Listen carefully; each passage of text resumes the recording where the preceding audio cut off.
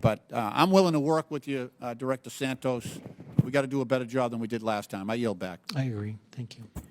Chair recognizes Mr. Perry from Pennsylvania. Thank you, Mr. Chairman. Thank you, sir, for being here. Sir, should people from other countries be counted for purposes of apportionment or voting in the United States? People that live in other countries that aren't citizens of the United States. We count all residents of the United States. Residents of the United States.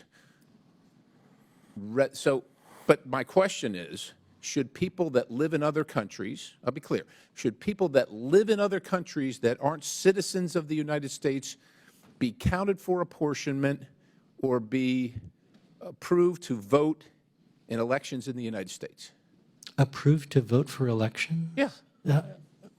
That is a policy decision. No, I'm asking, okay, Yeah. so is it the policy right now of the United States that people that reside in other countries that aren't citizens of the United States can be counted for apportionment and vote in elections in the United States?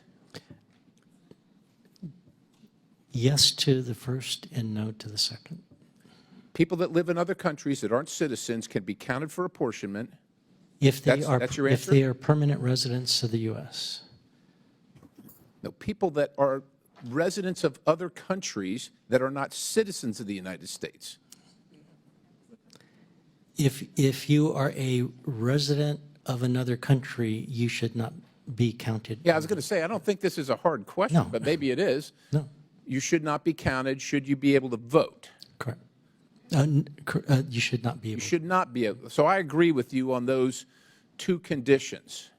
So that's a matter of geography, right? You're living somewhere else. You're not a citizen of the United States, so you shouldn't be counted. You shouldn't vote. That's a matter of geography. But if you are still a citizen of another country, but you just come to the United States, should you be counted for apportionment and should be allowed to vote? The only thing that's different in that scenario is you are no longer in the other country. That's the only thing different. Should you be counted for apportionment? Should you be allowed to vote? Well, I just want to be clear that our job is to count all residents in the U.S. and provide the numbers to the president. All residents or all citizens? All people who are residents of the U.S. And Whole what is that persons based in the on? U.S. What is that based on? That's based on the 1790 Census Act that calls for the counting of all. And what about the persons. Constitution? Is that based in the That- Constitution at all? It's Article in the 1, Section 2, Constitution.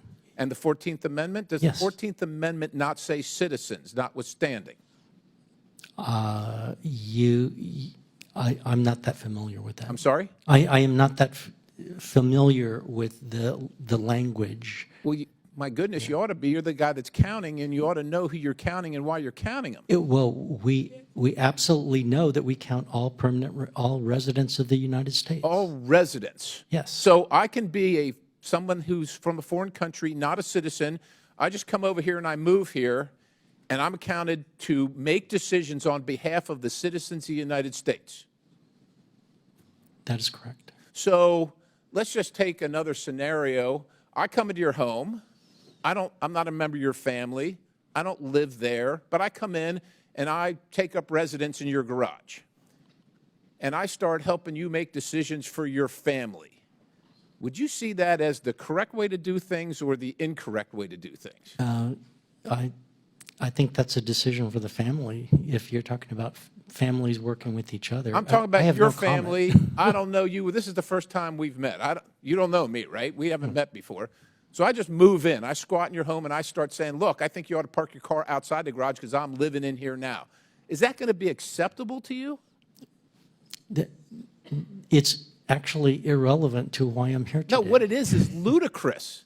It's not irrelevant because what you're saying is that that's exactly what we're doing in the United States, and you agree with that, allowing people from foreign countries who don't have citizenship, who don't live here, who don't have any authority to be here, yet somehow are given the authority through your office to vote, make decisions, and be counted for apportionment of taxpayer dollars under your census, under your counting.